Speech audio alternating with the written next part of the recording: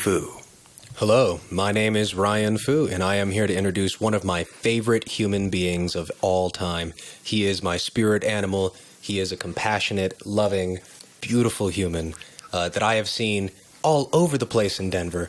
Ladies and gentlemen, take a moment, sit back, and enjoy the artwork of Franklin Cruz.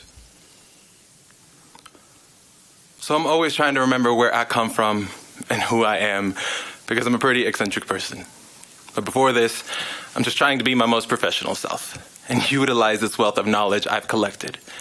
But before this, I'm just a busybody, always playing rhythms with my feet so that everywhere I go is a dance, always singing a song so that my journey is a jam sesh. I am a soulful big bone swing band. But before this, I'm just an hermano, preoccupied with my baby sister's laughter, making sure she's always cackling Mexicana milagrosa, happy baby brown girl, bubbly. But before this, I am a queer, built of the seer bones and epitomes of Spartans, who started wars only after they made love to each other, because to them, a wife's kindness wasn't exactly battle ready, but a comrade's devotion sure as hell was legendary. But before this, I'm just the kitchen table inside of everyone's hearts. How we nourish each other with the food from the oven, shoving all the Sunday fun day into our belly. I love peanut butter and jelly, because it's one of the closest memories I have of me and my nephew and that sticky mash of summer cartoons. But before this, I am Latino.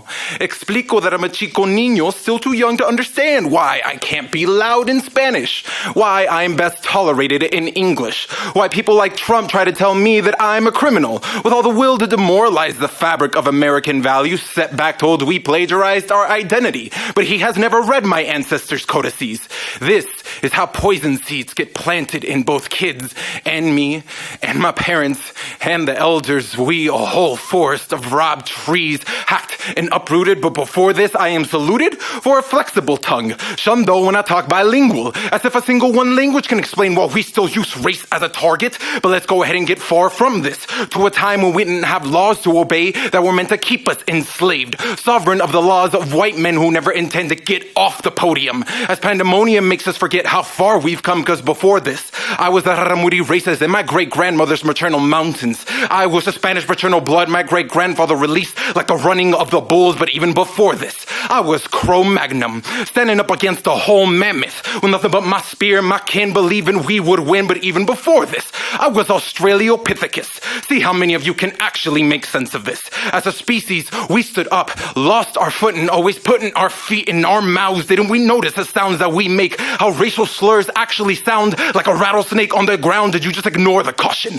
to think before talking, to look before walking? Have we forgotten the caves we crawled in? Because before this, we were human prey. So instead, we prayed. We who know how to make good with our magic. Tragic how we forgot the gods within, how to turn pain and lust into faith and trust. We who burned all the Palo Santo wood. Because before this, we just withstood whatever this world would try to hurl at our face with this pace, like it's trying to kill me and all of my siblings. But even before this, I know I was just God's tier, sent down right here. This is the language of turmoil. We who turn the soil in our poems to plant the seeds to make the oxygen we breathe. So before this, I am a wind mystic. Before this, I'm not gonna give myself over to stories that ignore me. I have always been this big. I've always navigated myself typhoon. I have not and will not forget that I've always been a monolith. So before this, I just had to tell you that I know the risk and the stakes of losing this.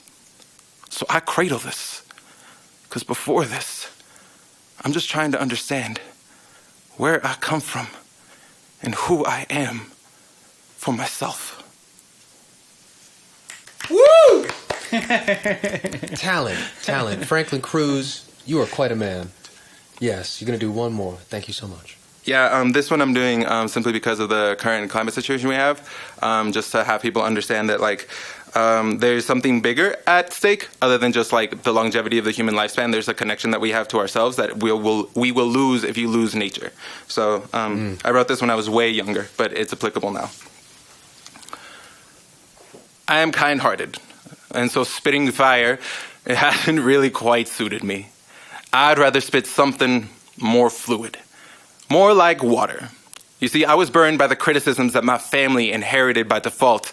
I started writing to heal these wounds, and I found a power beneath their surface. So I roared out liquid and viscous syllables. I am mending up my wounds with this, bathing in a high tide of truth. The moon has been gravitating me towards its orbit since my conception. For that reason, I will never build dams before my mouth. I will never stifle the natural flow of my regeneration. My father told me that I inherited my writing from him. He said his hopeful tears were used as the liquid base to my ink within my mother's womb, suspended in a bountiful amber water. My body dedicated itself to the word. When I was younger, I took my first baby steps into a rough river and was swept away unknowingly to my family. This is all according to the man who had to jump in to save me. He said I tumbled 200 feet. Now I still have issues with water that I can't clearly see the bottom of, but I grew to be at peace with it again.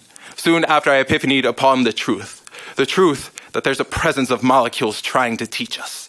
We only understand them by the principles of physics as matter, but this is so much more than matter. This matter brought life. This matter gave life. This matter is life. You are this matter. Learn to be this and it will heal you. This is water. Water can be anything. My words are water. Since water is life, my words are life. Always healing, always malleable. My words are malleable. Anything this malleable has always mattered. My words mattered. And I caught on to this and began to feel the origin of my words again. Like the Panthalassa, the first holy ocean. My soul is my Pangean continent, and everything and everyone around me is my Panthalassa. So we make the first ocean. Be water. Reign restoratively over your siblings. Remind them to rediscover turning currents that lift their soul from the abyss. Remind them that this is a natural cycle. Your body recedes and returns with time, so be patient. Because the ocean has never rushed itself for no one. We must be powerful enough to seek the path of least resistance, learn to adopt the fluidity of water. I did, and I found myself floating towards all the sustenance I have needed. The ocean is abundant. Your life is abundant. You do not need to fight the current of your own life. Trust the ocean that made you, that lives in you. Because for the longest time, I have known water to carry sound further than air. So speak hopefully to the ocean, for it is a blessing. Do not forget the first womb to create all the life that roams this planet. I will not forget the first power I have come to recognize. We cannot avoid being human in this plane. But with the foresight and knowledge we've all been gifted, we can do anything. We can be anything. So be water. I am healing because I am water.